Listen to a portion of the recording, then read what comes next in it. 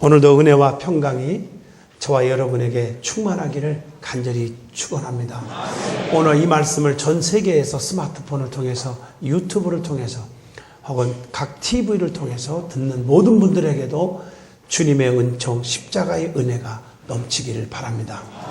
오늘 마태복음 21장 1절로 5절을 통해서 주님께 매이면 쓰임 받습니다 하는 제목으로 함께 은혜를 나누고자 합니다. 사람은 누구와 교제를 하고 누구께 매여 있느냐에 따라서 그 사람의 삶의 질과 삶의 방향이 바뀌어집니다. 술 좋아하는 사람과 매여 있고 친해지면 술 주정뱅이가 됩니다. 도박 좋아하는 사람과 같이 교제하고 매여 있으면 도박꾼이 됩니다. 사기치는 사람과 같이 있으면 사기꾼이 되는 겁니다. 우리는 믿음의 사람끼리 교제하기 때문에 믿음의 역사를 이루게 되는 겁니다. 사람은 매여 있는 대상이 중요합니다. 성경은 세 가지 관계를 아름답게 해야 한다고 가르쳐 주는데, 그런 세 가지 관계가 아름다울 때 성공적인 삶을 살 수가 있어요. 그것이 첫째가 하나님과의 관계, 두 번째가 인간관계, 세 번째가 물질관계입니다. 이 세 가지가 깨끗해야 돼요. 그래야 하나님과의 이 관계, 인간관계, 물질관계를 통해서 하나님께 영광을 돌리고, 그리고 세상에서도 인정받는 축복의 삶을 사는 것입니다. 제일 먼저 하나님과의 관계는 예배를 통해서 회복이 됩니다. 그래서 누가 뭐라 해도 예배를 잘 드리면 하나님과의 관계가 회복돼요. 그래서 영적으로 믿음이 성장해요. 그래서 사랑하는 자여, 네 영혼이 잘됨과 같이 범사가 잘되고 강건하기를 내가 간구하노라. 영적인 문제가 그렇게 중요해요. 로마서 8장 5절로 6절에 영의 생각은 생명과 평안이 온다고 그랬어요. 그 다음에 인간관계입니다. 말씀 중심으로 믿음으로 거룩하게 진실하게 살아가며 겸손과 온유, 그리고 성령의 충만함을 통해서 인간관계가 회복이 될 줄로 믿습니다. 그러니까 교만하면 사람이 떨어져 나가요. 겸손하면 사람이 붙어요. 그 인간관계가 그렇게 중요한 거예요. 또 물질관계는 인간의 욕심을 버려야 합니다. 성경대로 진짜 은혜 받은 사람 보면 물질의 욕심이 사라져요. 인색하지도 않아요. 그래서 성경을 잘 보세요. 물질관계가 깨끗한 사람이 마지막에 성공합니다. 또 진짜 은혜 받은 사람은 물질에 대해서 깨끗해져요. 사케오 같은 사람은 탐관오리, 나쁜 사람이었어요. 남의 거 뺏어서 자기 호주머니에 착복한 사람입니다. 그런데 예수님을 만나고 은혜를 받고 나니까 남의 거 뺏은 거 4배 갚아준다. 내 재산 반절을 잘라서 가난한 사람에 주겠다. 이렇게 달라졌습니다. 여러분, 신앙생활 하면서 물질이 깨끗하지 않으면 안 됩니다. 거짓을 버리십시오. 남에게 피해를 주지 마십시오. 빚보증을 서거나 서달라고 하지 마십시오. 여러분, 물질의 관계가 맺어지면요, 아무리 친한 사이도 깨집니다. 사람 잃고 돈 잃고 상처받습니다. 그래서 우리는 물질 관계가 깨끗해야 합니다. 특별히 인간관계에 있어서 성경을 보면 나만 장군처럼 주변 인물을 잘 만나는 거예요. 그래서 한센병으로 죽게 되었지만 여러분 7번 요단강에 목욕함으로 살았잖아요. 자, 계집종 잘 만났지요. 수행원들 잘 만났지요. 주의종 엘리사 잘 만났지요. 이게 인간관계가 그렇게 중요한 거예요. 죽을 병에서 살았습니다. 그러나 그것보다 더 중요한 것은 하나님께 붙잡혀 사는 삶이 가장 행복한 삶인 줄로 믿습니다. 그분은 전능하셔요. 능치무남이 없어. 전지하셔요. 모르시는 게 없어. 무소부재하셔요. 안 계신 곳이 없이 어디든지 계셔서 우리를 보호하시고 인도하시고 지켜주시는 분입니다. 그래서 그분께 모든 걸 다 맡기고 그분께 쓰임 받는다면 모든 것이 형통합니다. 그분이 나를 써주시면 형통합니다. 그런데 많은 사람들은 그 하나님께 매이지 않고 세상이 너무 좋아서 세상에 매이기를 원합니다. 처음에는 달콤한 것 같죠. 나중에는 후회의 삶을 사는 것을 보게 됩니다. 여러분, 베드로가 밤새도록 고기 한 마리 못 잡았지만 예수님 만나서 그물이 찢어질 정도로 2배에 가득 실었습니다. 이게 중요한 것입니다. 오늘은 주님께서 어린 나귀 새끼를 타시고 예루살렘에 입성하신 종료주일입니다. 예루살렘에 입성하신 후에 예수님의 고난주간이 시작되는 날이기도 합니다.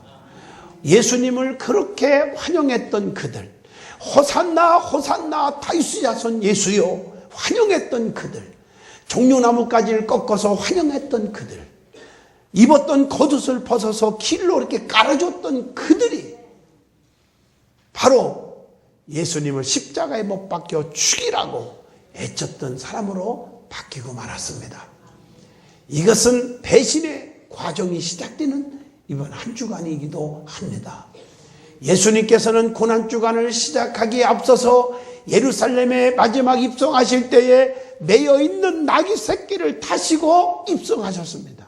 다시 말하면 나귀는 주님께 쓰임받은 것 때문에, 예수님 때문에 호산나 호산나 환영하는 그 무리들 속에서 함께 영광을 받았습니다.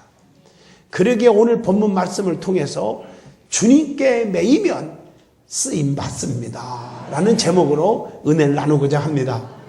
우리 예수님은 제일 먼저 겸손하셨기 때문에 짐승의 새끼를 타셨다고 오늘 본문 마태복음 21장 5절에 시온의 딸에게 이르기를 네 왕이 네게 임하나니 그는 겸손하여 나귀 곧 멍에 매는 짐승의 새끼를 탔도다 하라 하였느니라. 우리 예수님처럼 성도님들은 겸손해야 합니다. 예수님을 본받아야 돼요. 우리 예수님이 누구십니까? 빌립보 2장 7절 오히려 자기를 비어 종의 형체를 가져 사람들과 같이 되었다. 다시 말하면 예수님은 하나님이시면서도 인간의 형체를 취하신 겸손한 자입니다. 누가복음 2장 51절에 보면 우리 예수님은 겸손하게 순종하여 부모님을 공경했던 모습도 우리는 잘 알고 있습니다. 또 마태복음 3장 13절로 15절에 보면 예수님은 하나님이시지만 사람에게 요한에게 세례를 받으셨습니다. 누가복음 22장 27절에 앉아서 먹는 자가 크냐 섬기는 자가 크냐 앉아 먹는 자가 아니냐 그러나 나는 섬기는 자로서 너희의 종 너희 중에 지금 있노라. 예수님은 제자들을 섬기고 있었습니다. 요한복음 13장 5절로 7절에 보면 예수님의 제자들의 발도 친히 씻겨주셨습니다. 씻어주셨어요. 내가 이 땅에 온 것은 섬김을 받으러 온 것이 아니다. 도리어 섬기러 왔다고 하셨습니다. 저와 여러분은 섬기는 자가 될 수 있기를 바랍니다. 겸손의 모습을 본받아야 돼요. 우리 예수님은 성부 하나님께 빌립보 2장 8절 십자가에 피 흘려 죽기까지 복종하셨어요. 이게 예수님의 모습이에요. 자, 두 번째 예수님 하나님은 겸손한 자를 쓰시고 교만한 자를 버리신다는 교훈을 주고 있습니다. 야고보서 4장 6절에 보니까 더욱더 큰 은혜를 하나님은 주시나니 그러므로 일러스되 하나님이 교만한 자를 물리치시고 겸손한 자를 은혜를 주신다 하였느니라. 하나님은 겸손한 자에게 쓰시기 위하여 은혜를 주신다고 했습니다. 하나님은 잠언서 16장 18절 교만한 자를 다 버리는 거예요. 교만은 패망의 선봉이 된다고 했어요. 그래서 겸손한 자는 하나님 앞에서 어떻게 해야 합니까? 실제 나는 겸손하다 입술로만 떠들 게 아니라 겸손한 자는 어떻게 하는지 요한일서 1장 9절 보면 만일 우리가 우리 죄를 자백하면 저는 미쁘시고 의로우사 우리의 죄를 사하시고 모든 불의에서 우리를 깨끗게 하실 것이요. 이렇게 하나님 앞에 나는 죄인입니다. 솔직해야 합니다. 이게 바로 겸손해요. 경건해야 합니다. 디모데후서 3장 12절 또 누가복음 6장 36절 너희 아버지의 자비하심과 같이 너희도 자비하라. 자비하여야 합니다. 그리고 마태복음 25장 26절 성실하여야 합니다. 에베소 5장 9절 빛의 열매는 모든 착함과 의로움과 진실함에 있느니라. 진실하여야 합니다. 누가복음 22장 51절 인내할 줄 알아야 합니다. 혈기 부리면 안 됩니다. 참을 줄 알아야 합니다. 이게 바로 정말 주님을 닮는 사람들입니다. 베드로전서 1장 15절 오직 너희를 부르신 거룩한 자처럼 너희도 모든 행실에 거룩한 자가 되라. 거룩하여야 합니다. 이것이 중요한 거예요.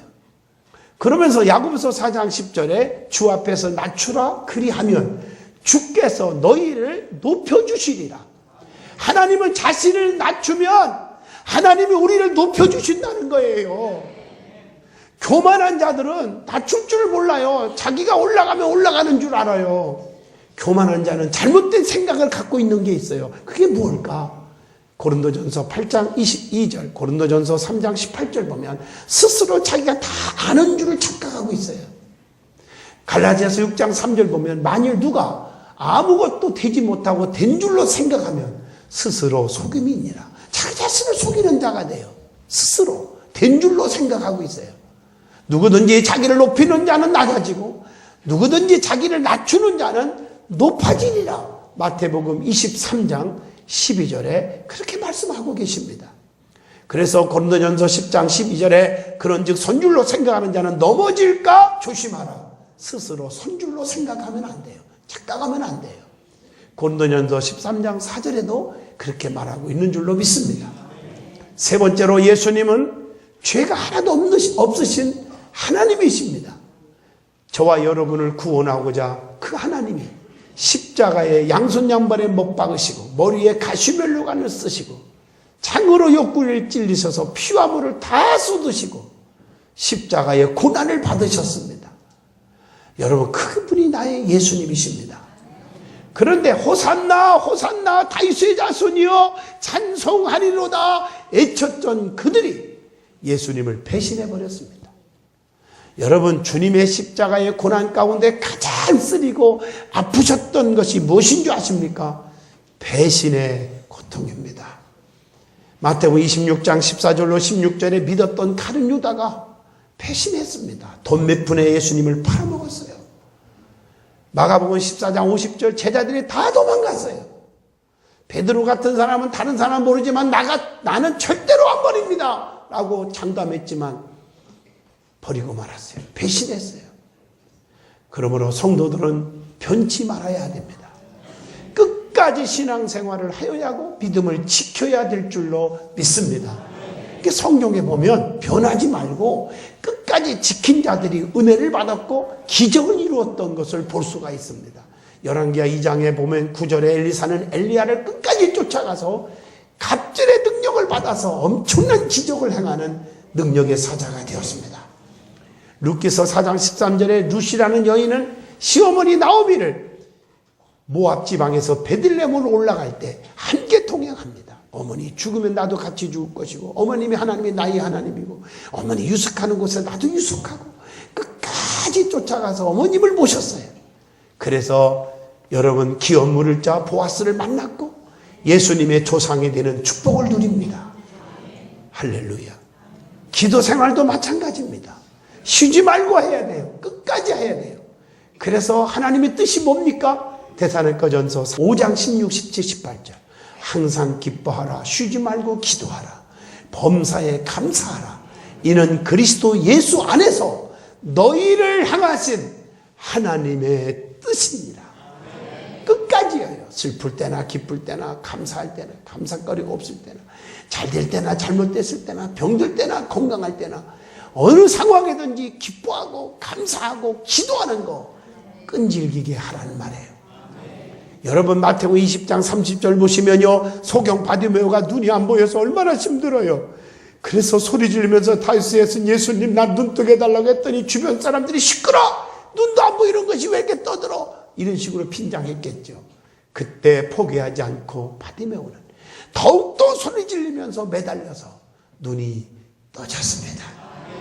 이게 얼마나 중요한지 끝까지 매달려서 낙심하지 않고 눈 떠진 줄로 믿습니다.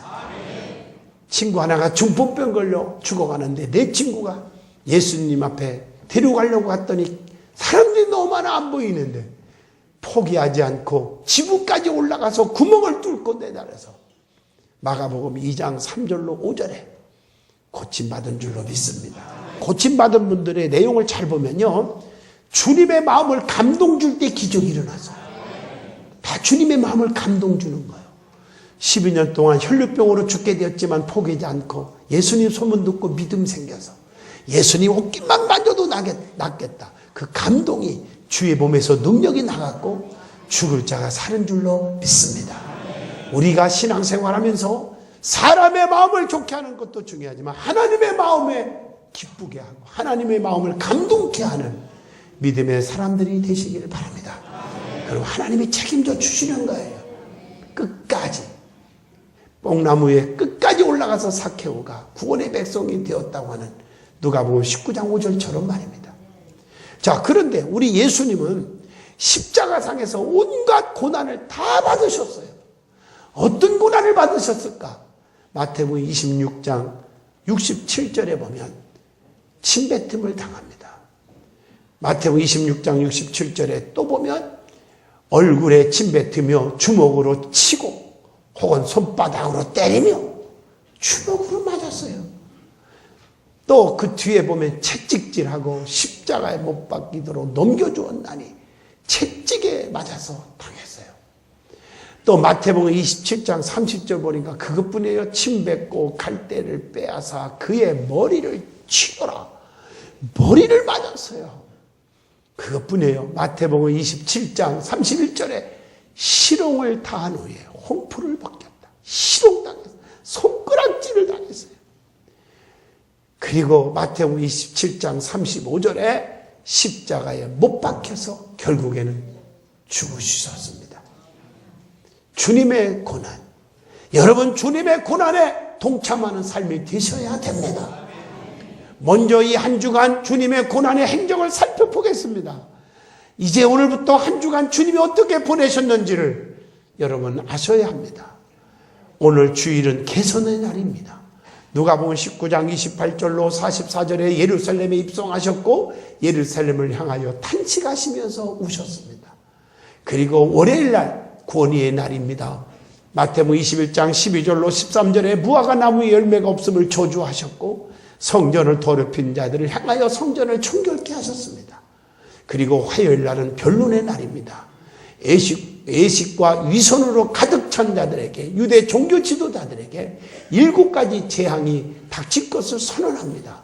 마태복음 23장 13절로 21절입니다. 특히 13절에 화 있을진저 애식하는 서기관들과 바리새인들아 너희는 천국문을 사람들 앞에 닫고 너희도 들어가지 않고 들어가는 자도 못 들어가도록 하는구나. 이렇게 주님이 책망하셨습니다.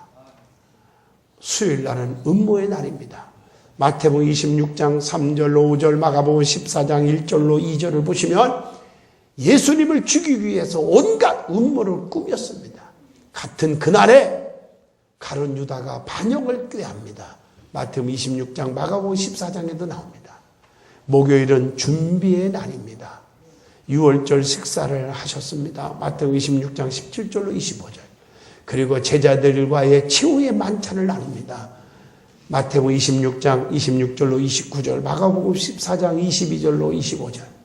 그리고 마지막 예수님은 요한복음 13장 31절로 35절에 마지막 고별 설교를 하시고, 그리고 요한복음 17장 그리고 중복 기도를 하셨고, 마태복음 26장 36절로 46절에 겟셋마네 동산에서 땀방울이 변하여 핏방울 기도로 간절히 기도하셨고, 그리고 마태복음 26장 47절로 50절에 체포당하셨습니다. 그리고 금요일날 순환의 날입니다. 배반당하시고 잡히신 예수님은 빌라도 앞에서 신문을 받습니다. 마태복음 27장 그리고 십자가에 의해서 온갖 피와 물을 다 쏟으셨어요. 그리고 나서 운명하시고 장세를 지내게 됩니다. 누가복음 23장 33절로 54절의 말씀입니다.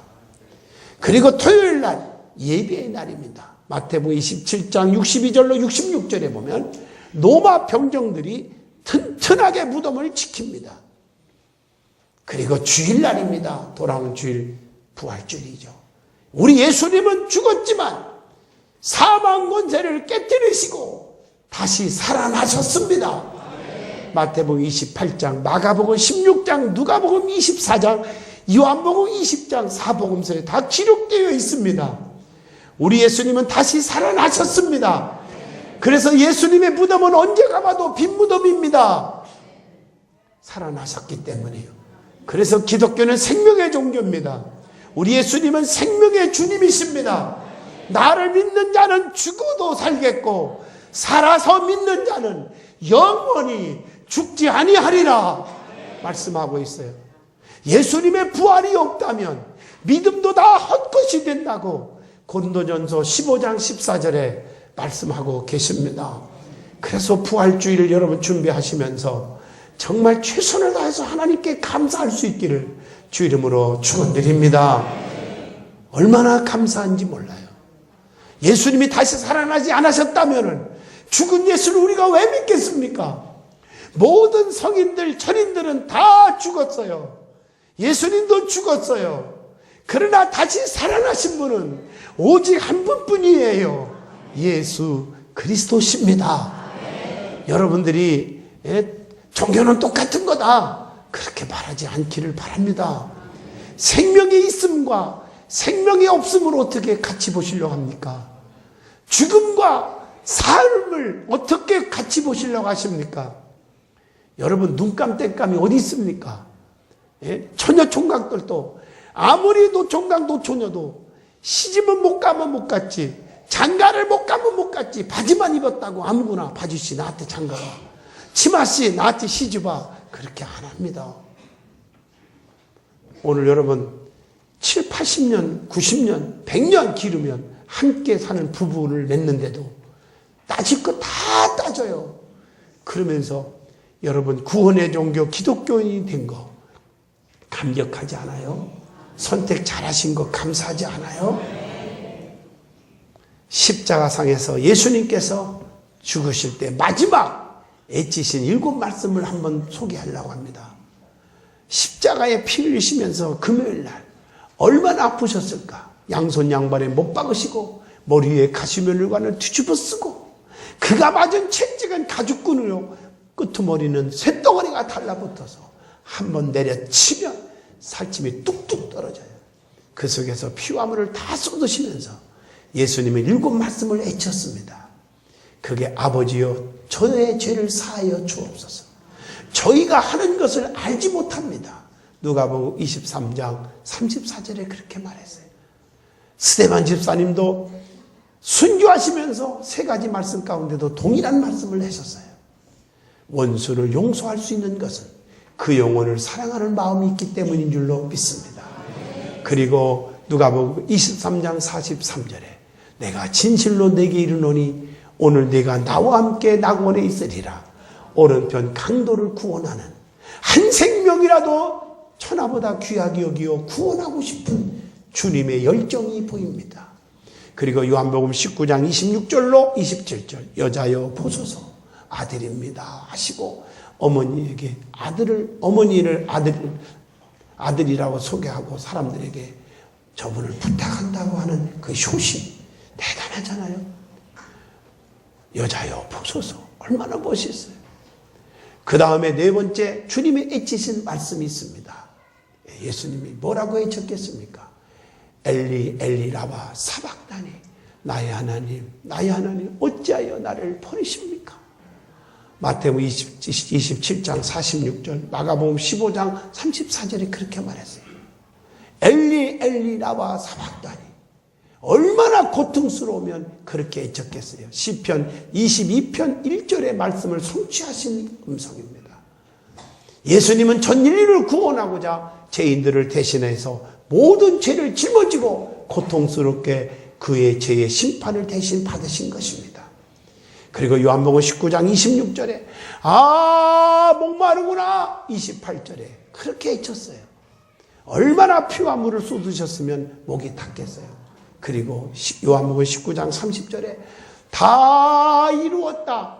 우리 예수님은요 이 땅에 왜 오셨습니까? 십자가에 피 흘려 죽기 위해서 오신 거예요.